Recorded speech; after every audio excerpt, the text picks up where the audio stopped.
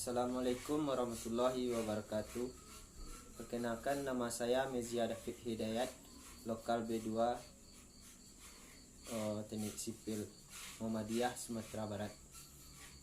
Oke, saya akan memperkenalkan presentasi saya, yaitunya perencanaan bendung untuk daerah irigasi Sulu.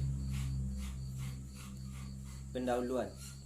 Bendung adalah suatu bangunan yang dibuat dari pasangan batu kali, bronjong atau beton yang terletak melintang pada sebuah sungai, yang tentu saja bangunan ini dapat digunakan pula untuk kepentingan lain selain irigasi, seperti untuk keperluan air minum, pembangkit listrik, atau untuk pengendalian banjir.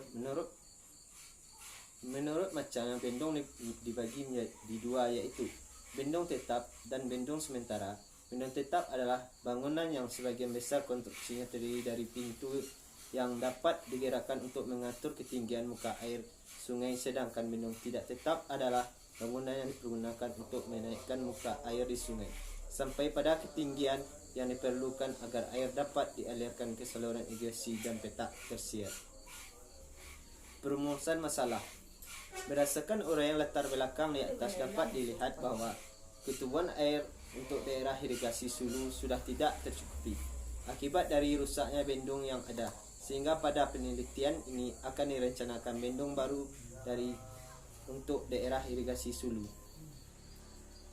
Batasan masalah. 1. Lokasi studi adalah daerah aliran sungai Nimangga. 2. Data curah hujan yang digunakan diambil dari stasiun hujan yang tersedia di Das Nimangga minimal 10 tahun pengamatan. 3. Pada penelitian ini, pembangkit air ke area irigasi melalui saluran irigasi tidak akan dihitung. Tujuan penelitian. Adapun tujuan dari penelitian ini yaitu untuk mendapatkan dimensi dari bendung, pintu pengambilan, dan pintu penguras. Manfaat penelitian. 1. Dapat memberikan alternatif bagi pemerintah tentang teknik perencanaan suatu bendung. 2. Hasil kajian dapat dijadikan sebagai sarana pembanding dalam perencanaan bendung untuk daerah irigasi Sulu maupun di tempat lain. Pengertian dan fungsi bendung. Bendung adalah suatu bangunan air dengan kelempatan yang dibangun melintang sungai atau sudetan yang sengaja dibuat untuk meninggikan taraf muka air atau untuk mendapatkan tinggi terjun sehingga air dapat disadap dan dialirkan secara gravitasi ke tempat yang membutuhkannya. Mawardi dan Mehmet 2002. Bendung berfungsi antara lain untuk meninggikan taraf muka air agar air sungai dapat disadap sesuai dengan kebutuhan dan untuk mengendalikan aliran, angkutan sedimen, dan geometri sungai sehingga air dapat dimanfaatkan secara aman, efektif, efisien, dan optimal. Mawardi dan Mehmet tahun 2002. Klasifikasi bendung. 1. Bendung berdasarkan fungsinya dapat diklasifikasikan menjadi bendung penyadap, bendung pembagi banjir, bendung penahan pasang. 2. Berdasarkan tipe struktur bendung dibagi atas bendung tetap, bendung gerak, bendung kombinasi, bendung kembang kempis, bendung bottom intake. 3. Ditinjau dari segi sifatnya, bendung dapat pula dibedakan bendung permanen, bendung semi permanen, bendung darurat. Perencanaan konstruksi bendung. Perencanaan hidraulis bendung. 1. Tinggi muka air banjir sebelum adanya bendung. 2. Lebar efektif bendung. 3. Elevasi merku bendung. 4. Tinggi muka air banjir sesudah ada bendung.